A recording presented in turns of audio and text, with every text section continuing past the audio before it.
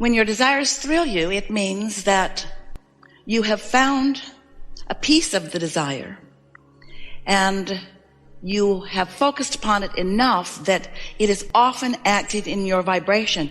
And since it's often active in your vibration, then there's a strong attraction to you and to it. But there is some distinction that is worth understanding. And in order to understand this important distinction that we're about to offer to you, you must first realize that you, in your physical bodies, are an extension of non-physical energy. Most humans don't have a problem with that because it's quite obvious to you that there is more happening than what you all are doing on this planet. The way your Earth spins in its orbit is a clue. And so sometimes you refer to it as source or God or soul. So you have some awareness of this non-physical energy, but we want you to understand the power of you that existed before you were born into this body, and the power of you that non-physically exists even though you are now in this body. We want you to understand the two aspects of you, because if you don't understand the two aspects of you, and if you aren't wanting each day to accomplish a blending of those two aspects, then you cannot really be you. Then you may be doing things all day, every day that contradict who you really are. And so you are affecting a sort of separation. That's too strong a word, but you can pinch yourself off from yourself enough that you don't feel that good. You begin to feel insecure or jealous or unstable or vulnerable, or even angry or frustrated. In other words, all of those negative emotions that you sometimes feel are your indicator that you are not allowing, by virtue of the thought that you are thinking in your human physical personality, you are not allowing the whole of you to be present with you right here, right now, in the moment of this negative emotion. And so, as you come to understand these two aspects of you that we are always wanting to help you find a blending between, then you can begin to understand how you really create your own reality. When life causes you to know what you don't want, you also know what you do want. When life shows you what you do want, it also shows you what you don't want. This contrast helps you in the deciding of what you want. And even when you don't say it out loud, these decisions are being made by you all day, every day. And so you are emanating these vibrational requests, decisions, preferences all day, every day. And this stream that is flowing through you, that we are going to today, just for fun, to call your stream of desire, this stream of desire that is emanating from you, is received by this larger part of you, that non-physical part of you, that even though you are in this body, this non-physical part of you, the source part of you, now understands more that you have discovered, just like you said you would, in this time-space reality. New ideas, new experiences, new exposure to new life. This combination of beings that is happening right here in this room, both physical and non-physical, has never been before unto the universe. And this unique body of consciousness is going to produce today some thoughts, some ideas, some motion forward that has never happened before. And so as you combine with the non-physical part of you, you are powerful. When you don't, not so much. So as you emanate these rockets of desire, and your source, your inner being, focuses upon them, there is a really powerful point of attraction. You know about law of attraction? You're talking about it more and more. Law of attraction is the law that manages all frequencies in the universe. And since you are vibrational most of all, then your frequencies that are being managed is important. If you don't know that you're a vibrational being, then frequencies don't mean much to you. You just think you're seeing things and hearing things and smelling them and tasting and touching and doing stuff. You don't realize that you're creating through your vibrational focus. But once you come to understand that you are a vibrational being and that you are creating through your vibrational focus, then you might be a little more interested in the law of attraction Law of attraction, which manages all of those vibrations. Law of attraction says that which is likened to itself is drawn.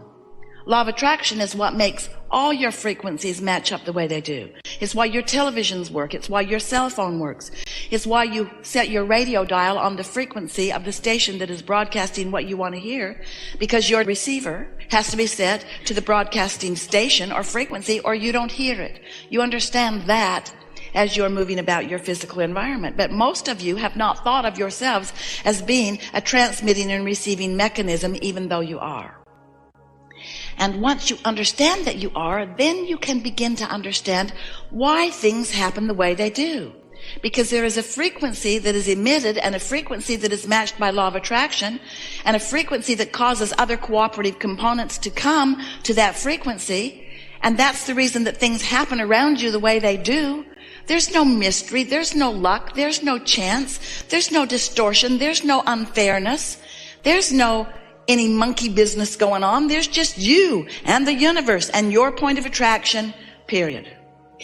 So we want you to be more aware of what your beliefs are and the power of them and whether they harmonize with your desires. A belief is just a thought that you continue to think. That's all it is. It's just a practiced vibration. And so if you've got practiced vibrations about your desires, but contradictory practiced vibrations about how you don't believe that, then you're not gaining ground. And if you're like most people, you become discouraged, and then you look for other reasons to explain why it's not going better for you.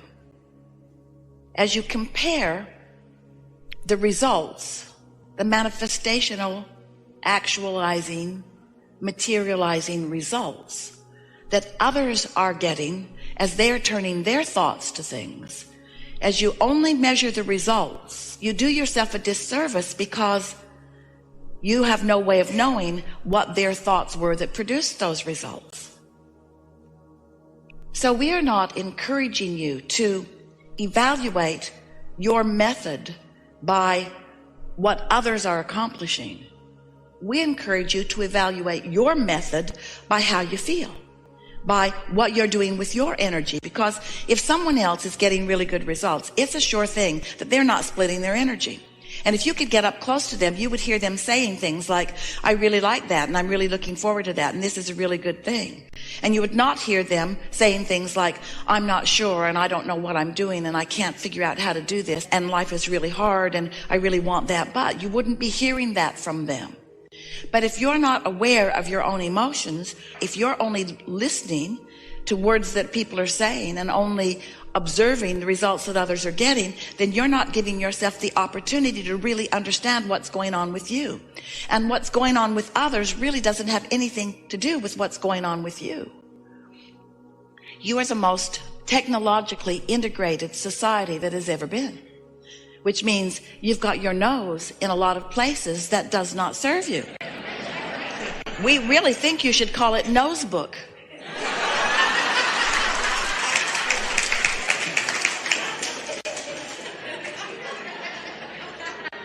And so by giving so much of your attention to things that you don't have any control over, really, you're just observing them, then you practice thoughts.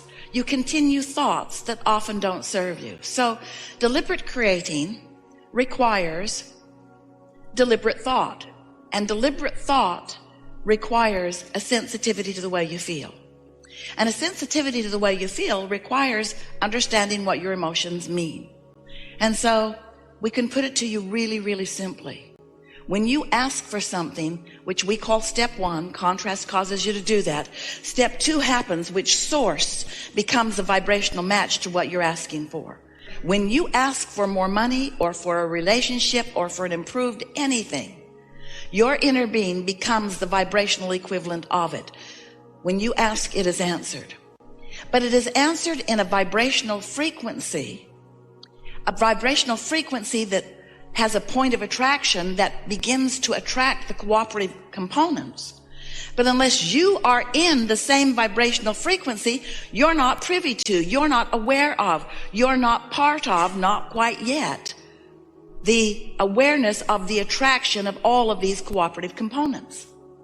So for a while, in order to get you to understand this vibrational world that we are wanting you to understand completely, we explained about step 1, you got that. We explained about step 2, it's answered. You didn't really get that because you couldn't understand why, if it was answered, why you couldn't see it yet. So we began to describe to you that it's happening, it's being answered in a vibrational realm, and you don't like that because it sounds like smoke and mirrors. It sounds like we're just trying to trick you into believing that you're getting what you want, even though you can't from your own resources see it. But we want you to understand that vibration precedes the manifestation. And once enough vibration is amassed, then it gets big enough and big enough and big enough that eventually you may begin to translate it through your own physical senses.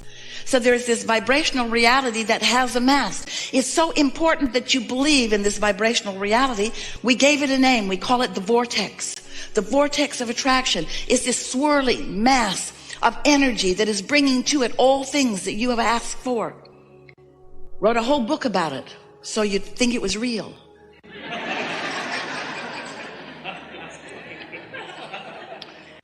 And you began to sort of take our word for it a little bit, but we began to hear you say things like, all right, Abraham, you've talked about this vortex. Esther's pointing her arms at this invisible stuff over here, and your voice gets louder and louder and happier and happier. You talk about this vortex of creation where everything you want is. Just tell me, how do I get my stuff out of the vortex and into the bank? How do I get it out here where I can see it? And then for a while, we said, go in there. Go in there where it is. Go in there where it is. Well, you just kind of freaked out over that. You made imaginary doorways and walked through them. I'm in the vortex, you said, but none of you really believed the vortex, even though it is real. And we get it. You want to see it and hear it and smell it and taste it and touch it. You want to prove it through your own experience. And we want you to too. In fact, that's why you're here in these physical bodies. You came to be on the leading edge where thoughts do turn to things. You came to materialize ideas. Your earth was once a swirling mass of vortexual stuff that you couldn't see, and now it's something that scientists see and understand and measure. So much that was once only a thought is a physical reality. That's what this is all about here. This time-space reality where you are the genius creators who now turn more thoughts to more things. So to help you out in this process of turning thoughts to things, we're explaining to you that here are the things that you want, the experiences, the creations that you've put there, bit by bit by bit. So incrementally, by the way, that you often don't even recognize them in their mature state. Here is more in your vortex than you could live in 20 or 30 lifetimes. That's how masterful you are as sifting through contrast and creating this vortex. But now, these thoughts must begin to turn to your things in order for you to have the fulfillment of what you have been intending. So now we're explaining to you that the vibrational frequency of this vortex is very high and very fast and very pure and is being tended by your inner being, by source or whatever you want to call that non-physical aspect of you. And you, if you want to open that passageway, if you want to open that channel, if you want to be the one who receives, if you want to be in the inspired place, if you want your timing to be good, if you want to be tuned in, tapped in, turned on so that you can translate the frequencies, because remember, you can't set your radio dial on 98.7 and hear what's being broadcast on 101. You cannot receive something that is a different vibrational frequency. So you have to understand the frequency of your vortex, and you have to bring yourself to match that frequency. And when you do, thoughts begin to turn to things and you begin to get ideas. You say, oh, I got the best idea. And the reason you did is because you were, it maybe only for a moment, in the frequency of the vortex, and you allowed this to transfer. You allowed through this open valve, you allowed this knowledge to flow to you.